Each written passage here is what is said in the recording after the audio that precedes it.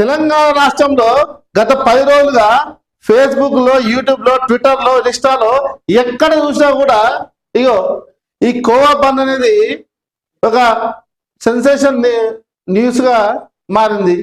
ఎందుకు ఎందుకు మారిందంటే ఎవరో కొంతమంది ముస్లింస్ ఏం చేశారంటే 10 రూపాయలకు కోవా బంద్ అమ్ముతుంటే కొంతమంది కావాలని ఏం చేశారంటే ఈ కోవా అనేది కల్తీ కోవా, అది తినొద్దు, అది తింటే హెల్త్ ఇష్యూస్ వస్తాయి అని చెప్పి వాళ్ళు కావాలని రచ్చరచ్చ చేయడం జరిగింది. దాంతో బాగా సెన్సేషన్ అయింది. ఈరోజు ఇగో దిశ పేపర్లో కూడా వచ్చింది. ఏమొచ్చింది? భారతదేశంలో చాలా మంది సినిమా హీరోలు, సినిమా హీరోయిన్లు, అటు క్రికెటర్లు కానీ చాలా మంది సెలబ్రిటీస్ వాళ్ళు ఏం చేస్తున్నారు? వాళ్ళు ఏదో మన తంబాకు, గుట్కా